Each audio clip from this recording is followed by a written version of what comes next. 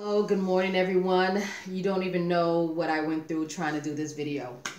I started this video trying to do it before the baby woke up, and in the midst of the video, the baby woke up. That's a whole nother story since the last time I've been on YouTube sharing about my fibroid testimony. And so it's been a long time. There's so much to share since then, but it has been a journey. But anyway, because I have gotten so many messages, influx of emails and messages through my website, sheiswhole.org, on the castor oil pack, I decided to do one. And I'm going to be sharing more because of the information and the emails I've gotten that people requested. I'm going to do more videos. Now, there's so many other videos as relates to a castor oil pack, so I'm one of many, and feel free to check and verify and cross-reference as well. But this is what I've done, so I'm just sharing what I did and what I haven't done as well. So I'm grateful and blessed to have no pain, and I'm just happy. So when you're not feeling the pain like I was feeling, you get to be a little bit lazy. So here's the information in regards to castor oil pack. I want people to think about items. If I mention that you don't have, try to think outside the box. Try to improvise. If, like I mentioned, you need a flannel cloth, and you don't have one, you can use a towel. So I'm going to list the things that you will need to do a castor oil pack, okay? Some of the things that you will need is like a flannel. Now, I bought this at Walmart, and I ended up cutting it, so as you can see, and you could buy one that's already cut up for you, and it's called a flannel, or you could say like wool cloth, unbleached, or you can use a white unbleached towel. Okay, I'm using, and just in case you see me like not staring at the screen, staring somewhere else, is because I'm filming in two different gadgets. Okay, so again, if you don't have a flannel, you can use a white cloth. And I'm just trying to think of people all over, because I've been getting a lot of information. A lot of people contacted me from overseas, from Spain, from different parts of Africa, and from Europe. So I'm just thinking, if there's something you don't have, just think, okay, what can I use in place of that's clean? Okay, so definitely a cloth. And so you got that. You need your cloth, unbleached, and you need your castor oil. Okay, so you have your castor oil. I took the lid off. You have your castor oil here, any brand. Okay, this is the brand I have.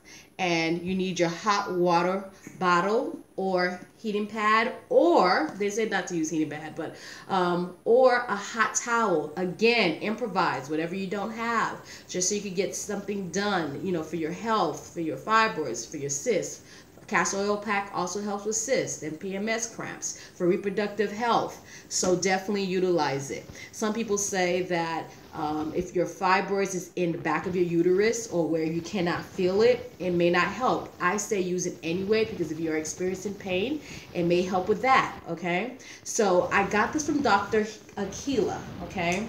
I'll see if I can put a link to her YouTube page, who's very knowledgeable, who did a castor oil pack. So, and researching different methods, I did find a video from her, and I'm going to share something that she shared as well, and that's how to locate your uterus and your ovaries. So you would put your, imagine you can see my belly button, imagine that, yeah, you can see my stomach also. So you put your thumb just under your belly button, just under, right underneath your belly button, make a pyramid, and this is where your uterus is, okay? And if you put your pinky right where your index fingers are, in the same area, you'll locate your ovaries. Okay, I'm sorry, your uterus, your right and your left uterus. And this is where you might want to put, depending on where your fibroids are located, you want to put your the castor oil pack. Now, in trying to do this video before the baby woke up, I already did this. So so I already have the castor oil, the cloth already emerged in castor oil. So like I mentioned, you'll need castor oil cloth. I mean a cloth, castor oil cloth, a cloth, unbleached cloth. You'll need a container. Okay, so you can store it in after you're done. You refrigerate it, and so you need a container with a lid. You'll need your castor oil pack and your hot water bottle, as I mentioned, and you let the cloth soak in castor oil from the back and front. Okay, so I did this already, so I'm not able to demonstrate, but you find in other videos where it can be demonstrated. So it's all in there, okay? Also, now we're gonna pretend that this is the cloth immersed in castor oil, and we're gonna pretend, okay? Because I'm not gonna get dirty, and I don't have a bed to lay down, and I don't have a fancy filming going on here. So you're going to put the castor oil, remember, right underneath the belly button, and making sure that it touched the areas, your uterus and your right and left uterus, okay? You may not need it on both, so you might just need it on one side. You might just have cyst on the right, or you might have, I'm sorry, on the left, and you might have it. No, that's my, yeah, this is my right. On the right, you might have it on the right uterus or the left, okay, depending on you.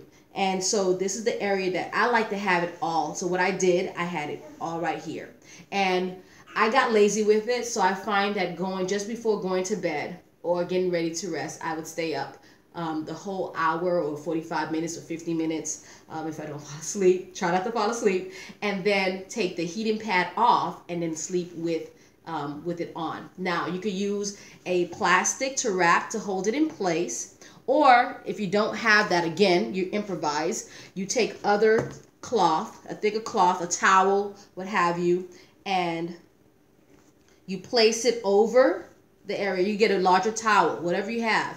And then as you're laying down, you're not going to get up, you put the pad, your heating pad on it, okay? Because you don't want too much heat where you're going to get burned. So either plastic to wrap around or a heating pad over the ovaries, over the uterus. And you just say that, and it feels so good.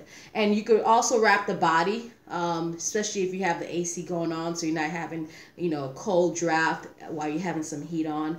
So this is what you can do. Again, there's other videos. I'm just doing another one because so many people have asked me, and that's what I did. Again, this is something you could get very lazy with because you don't feel like doing it. Find a time that works best for you that you can sit. I know we're busy, so it's hard to fit in things in our schedule, but it's definitely needed in regards to your health, your reproductive health, if your cycle are painful, if your fibers are painful, if you want to shrink your fibers, if you want to stop the bleeding. And I know most people are concerned about the structure of their stomach as it relates to fibroids.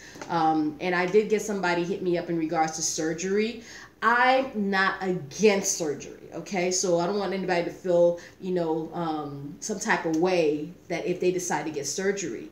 What I say to people is that whether you decide to do surgery or decide to do it the natural way, you have to still make lifestyle changes because it'll come back. There are reasons why fibroids are here in our bodies, and I'll discuss that in another video.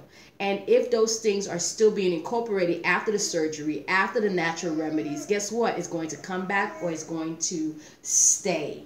So whatever you decide, just do your research.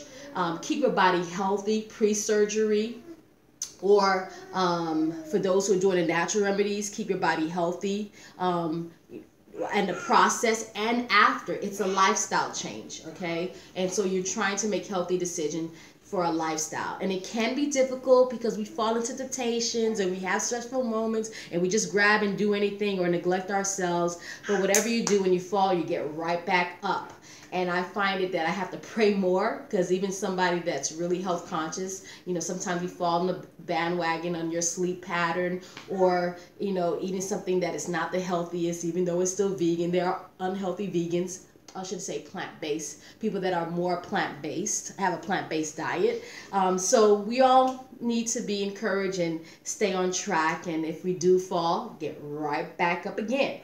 So last month with fibroids awareness, and I missed it. I wanted to do videos for the month of July, and here we are, August 1st. Such is life. I have a lot to share with you. A lot. So I moved into the country, and I have a little one right here. Yes, so hopefully I'll share more about those two things that transpired in my life in less than a year. Right. So a lot of things are going on. Until next time. I got to go. Bye.